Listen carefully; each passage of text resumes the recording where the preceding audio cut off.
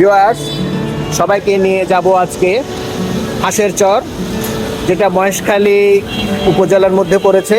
মহেশখালী দ্বীপাঞ্চল, এই দ্বীপাঞ্চলে আজকে আপনাদের নিয়ে যাব। আশা করছি সবাই আমার সাথে থাকবেন।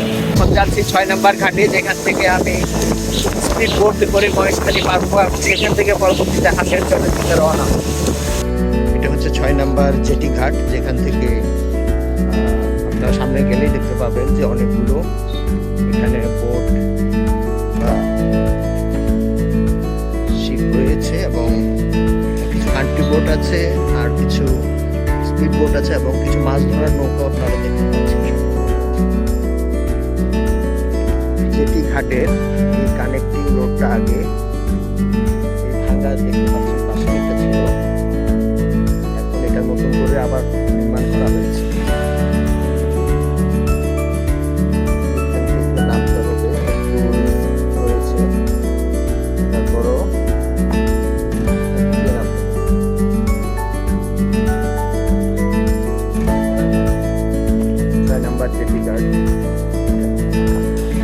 অনেকগুলো স্পিড বোট রয়েছে পারাপারের জন্য। কান্ট্রি বোটও আছে, কান্ট্রি বোটেও যাওয়া যায়। কিছুক্ষণের মধ্যে আমি একটি স্পিড বোটে উঠবো, স্পিড বোট করে মহেশখালী পার হব। মহেশখালী যে গোরখঘাটা জেটি ঘাট আছে, সেই জেটি ঘাটে এখানে যাত্রীদের পারাপারের জন্য একটা যাতায়াতের ভাড়ার তালিকা জেলা প্রশাসন থেকে দেওয়া হয়েছে। এটা আপনারা একটু ফলো করবেন যারা এখানে নতুন আসেন, আপনাদের জন্য এটা অত্যন্ত জরুরি। বৃষ্টি স্নাত দিন, জেটি ঘাটে দেখতে পাচ্ছেন অনেকগুলো মাছ ধরার ট্রলার, যেগুলো গভীর সমুদ্রে মাছ ধরার কাজে ব্যবহার হয়। এই মাছ ধরার ট্রলারগুলো এখানে এখন অপেক্ষা করছে, কারণ সাগরে এখন 3 নম্বর সতর্ক সংকেত চলছে।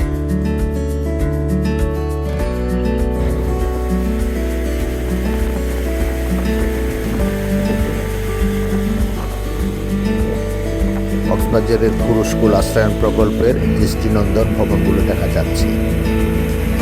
মহেশখালী যাওয়ার পথে হঠাৎ করে মাঝ নদীতে আমাদের স্পিড বোটটি ইঞ্জিন বিকল হয়ে যায় এবং আমাদের স্পিড বোট চালক অনেক চেষ্টা করেও সেটাকে চালু করতে পারেনি। পরবর্তীতে আরেকটি স্পিড বোট এসে সেই স্পিড বোটের ড্রাইভার আমাদের স্পিড বোটটিকে আবার চালু করে তারপর আমরা আবার মহেশখালীর দিকে যেতে থাকি।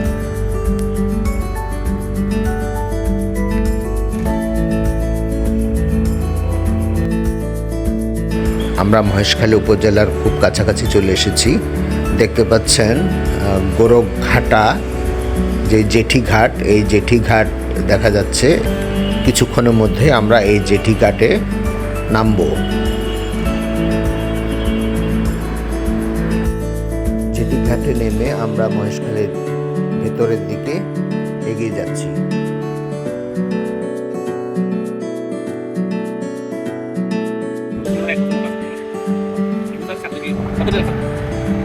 ভিউয়ার্স, গোরখঘাটা জেটিতে আমি স্পিড বোট থেকে নেমে এখন একটা সিএনজি নিয়ে যাচ্ছি পাতারবাড়ি কয়লা বিদ্যুৎ কেন্দ্রের 10 নম্বর গেটে।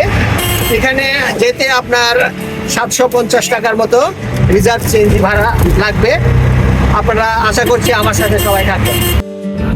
ভিউয়ার্স, আমি এখন আসছি পাতারবাড়ি কয়লা বিদ্যুৎ কেন্দ্রের 10 নম্বর গেট জেটিতে আসছি। আপনারা জানেন যে এখানে কয়লা বিদ্যুৎ উৎপাদন করা হচ্ছে কয়লা থেকে।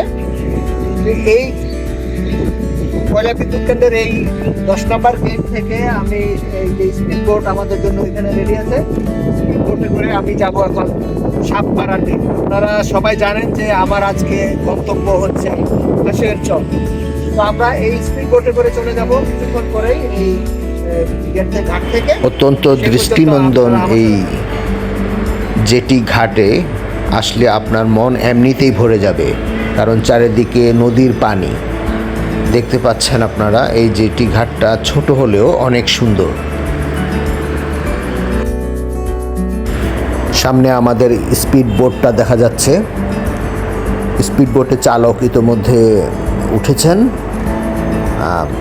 এবং স্পিড বোটটাকে রেডি করছেন। আজকে হাঁসের চর যাওয়ার পথে আমার সাথে আমার সহকর্মী রয়েছেন। আমি পরিচয় করে দিচ্ছি, জনাব শামসুল আলম, উপজেলা শিক্ষা অফিসার মহেশখালী, এবং সামনে দেখতে পাচ্ছেন জনাব ওমর ফারুক, সহকারী উপজেলা শিক্ষা অফিসার মহেশখালী। দুইজনকে আমি স্বাগত জানাচ্ছি এবং ধন্যবাদ দিচ্ছি আমার সাথে ভ্রমণ করার জন্য। হাঁসের চর যাওয়ার জন্য আমরা এখান থেকে স্পিড বোটে করে সাপমারা ডেইল নামক জায়গায় আমরা পৌঁছাবো।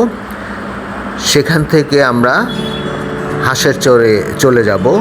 সেজন্য আমরা সবাই এখন স্পিড বোটে আরোহণ করছি। প্রচণ্ড রোদ, তারপরও স্পিড বোটে করে যেতে অত্যন্ত ভালো লাগছে। কুহেলিয়া নদীর উপর দিয়ে আমরা যাচ্ছি। কুহেলিয়া নদীর চারপাশের মনোরম দৃশ্য সত্যি অসাধারণ। এই নদীর উপর দিয়ে আমরা যাচ্ছি সাপমারা ডেইল। আমাদের স্পিড বোট ইতিমধ্যে সাপমারা ডেইল ঘাটে এসে পৌঁছেছে। এই ঘাটে আমাদের জন্য অপেক্ষা করছেন আমাদের প্রিয় দুজন সহকর্মী।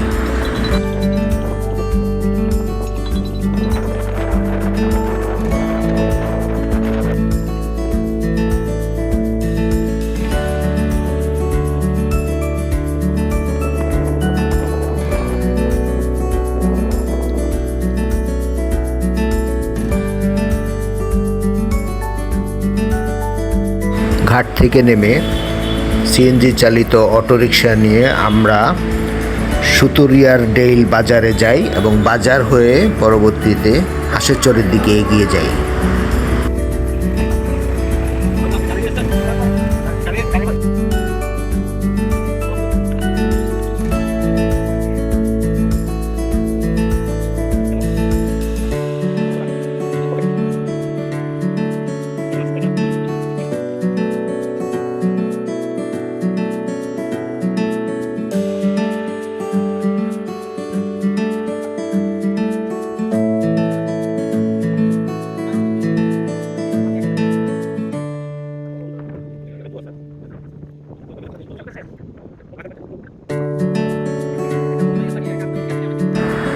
আমরা বিচে এসে পৌঁছালাম। এইখান দিয়েই সোজা বিচ ধরে গেলেই, সামনে গেলেই হাঁসের চর। কিন্তু এখানে দেখতে পাচ্ছি ইতোমধ্যে জোয়ার চলে এসেছে। জোয়ার আসাতে এখানে একটা খালের মধ্যে পানি ভরে গেছে, যার ফলে আমরা এই পথ দিয়ে আর হাঁসের চর যেতে পারবো না এবং চেষ্টা করছি অন্য কোনো ঘুরপথ দিয়ে হাঁসের চরে যাওয়া যায় কিনা।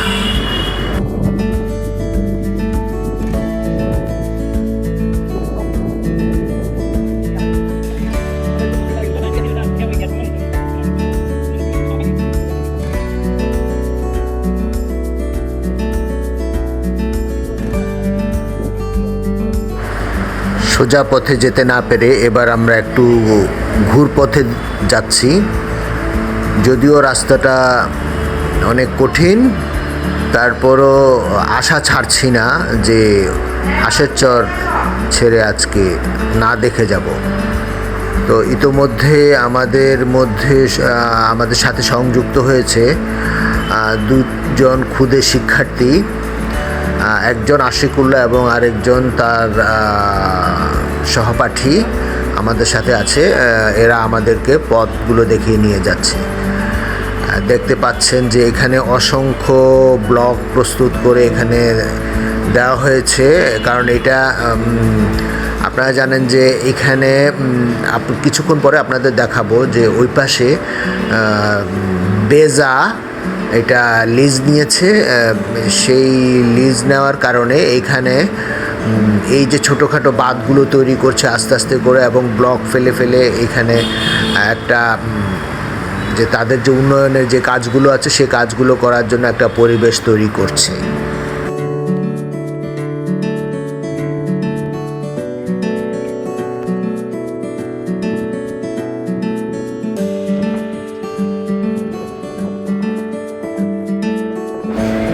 সামনে একটি শামুক পরে রয়েছে, গ্রিনিশ ব্ল্যাক কালারের একটা শামুক, অত্যন্ত সুন্দর, এবং এরকম অনেক শামুক এই পথে আমরা পেয়েছি। কখনো সাগরলতা, কখনো বালিয়াড়ির উপর দিয়ে আমরা হেঁটে যাচ্ছি। এই পাশে খালটি দেখতে পাচ্ছেন, খালের পাশে অসংখ্য সাগরলতা এখানে জন্মেছে। ভিউয়ার্স, আপনাদেরকে বলেছিলাম এই পাশে বেজা জায়গাটি লিজ নিয়েছে। দেখতে পাচ্ছেন বেজা একটি বাঁধ তৈরি করেছে, প্রায় 30 ফিট উঁচু এটা সমুদ্র সমতল থেকে। আর পাশে একটি কানেক্টিং খাল তৈরি করেছে নৌকা চলাচলের জন্য। এই রাস্তাটি আমাদের জন্য খুব একটা সহজ ছিল না। দেখতে পাচ্ছেন বালির চিকন বাঁধ দেওয়া হয়েছে, এই বাঁধের উপর ছোট ছোট বালির বস্তা ফেলে এখানে এই রাস্তা তৈরি করা হয়েছে। ইতোমধ্যে পানিতে দুই পাশ থেকেই মাটি সরে গেছে, আর এখানে সাধারণত মাছের ঘেরগুলো দেওয়া আছে।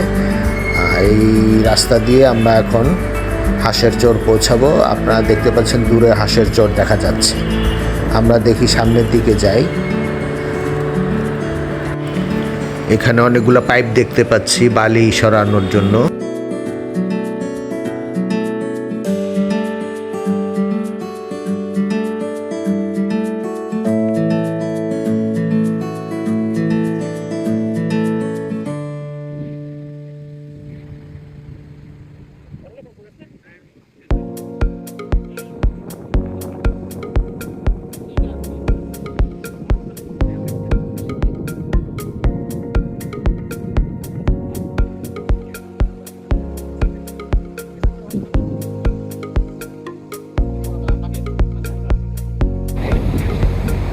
হাঁসের চরে এসে পৌঁছালাম। আপনাদের জন্য আজকে এটা আমাদের একটা বিচিত্র অভিজ্ঞতা হয়েছে। এখানে যে হাঁসের চর আমরা দেখছিলাম, এখানে মূলত এই হাঁসের চরটার নাম হয়েছে, এটা হচ্ছে আপনার এখানে মূলত এই প্রতিনিয়ত এখানে গাংচিল থাকে। এখন আমরা জোয়ারের কারণে কোনো গাংচিল আমরা দেখতে পাচ্ছি না। যখন কিছুটা এখানে সন্ধ্যার আগে আগে কিছু মাছ ধরার নৌকা এখানে আসবে। এই মাছ ধরার নৌকাগুলো যখন আসবে তখন এখানে প্রচুর পরিমাণে গাংচিল, আর এই গাংচিলগুলোকে স্থানীয় জনসাধারণ হাঁস মনে থাকে। এই কারণে এই চরটার নাম হয়েছে হাঁসের চর। এটা হচ্ছে কক্সবাজার জেলা থেকে প্রায় 60 কিলোমিটার ভেতরের দিকে, বঙ্গোপসাগরের উপকূলে। আর আরেকটা বিষয় হচ্ছে এখানে যেটা আমরা থেকে এসেছি, গোরখঘাটা থেকে, অর্থাৎ মহেশখালী সদর উপজেলা থেকে এটা 40 কিলোমিটার ভেতরের দিকে। আপনারা দেখতে পেয়েছেন আমরা অনেক কষ্ট করে আজকে আসার চলে এসেছি। অত্যন্ত মনোমুগ্ধকর। দেখেন আপনারা এখানে যে প্যারাবন আছে, এখানে ঝাউ গাছ আছে, যেটা কোস্টাল বেল্টের জন্য যে সামাজিক বনায়ন করা হয়, এই সামাজিক বনায়নগুলো এখানে করা হয়েছে লাগছে। আর এটা অনেক বড়। এই চরের যে হাঁসের চর যেটা নাম দেওয়া হয়েছে, সেটা নাম দেওয়া হয়েছে, এটা আসলে অনেক বড়। আমরা এখন এখানে এসেছি, অনেক দূর আমরা চলে এসেছি। এখন আমাদের ফেরার সময় হয়ে গেছে।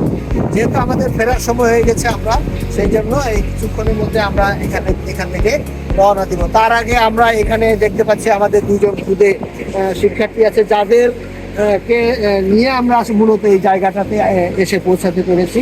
আচ্ছা, তোমার নাম কি? হ্যাঁ, আশেক উল্লাহ। তো তুমি আজকে আমাদেরকে এখানে নিয়ে এসেছো, আমি অত্যন্ত খুশি হয়েছি। তোমাকে ধন্যবাদ দিচ্ছি। তুমি দর্শকদের একটা ধন্যবাদ দিয়ে দাও। হ্যাঁ, সে বলেছে তোমাদের সবাইকে ধন্যবাদ। তাহলে তুমি কি আর্জেন্টিনার সাপোর্টার নাকি? হ্যাঁ, সে আর্জেন্টিনার একজন সাপোর্টার এবং মেসির একজন ভক্ত হিসেবে আছে। এবং এই যে হাঁসের চরে সে প্রতিনিয়ত আসা যাওয়া করে, এই জন্য এই চরের যাবতীয় যে বিষয়গুলো আছে, চরের যে উঠানামা, এগুলো সবগুলো তার নখদর করে রয়েছে। তো যাই, তোমাকে ধন্যবাদ, তুমি ভালো থাকো। হ্যাঁ, আশা করছি আপনারা জানতে পেরেছেন যে কিভাবে এই হাঁসের চর পর্যন্ত পৌঁছানো যায় এবং আমরা কিভাবে এসেছি সেটা আমরা ইতিমধ্যে বলেছি। আপনারা সবাই যারা এখানে ঘুরতে আসবেন এই হাঁসের চর অর্থাৎ কক্সবাজার যারা ঘুরতে আসবেন তারা এই হাঁসের চর না দেখে এখান থেকে যাবেন না। আশা করছি আমার এই ভিডিওটি আপনাদের ভালো লেগেছে এবং পরবর্তীতে অন্য কোনো ভিডিওতে আপনাদের সাথে আবার দেখা হবে।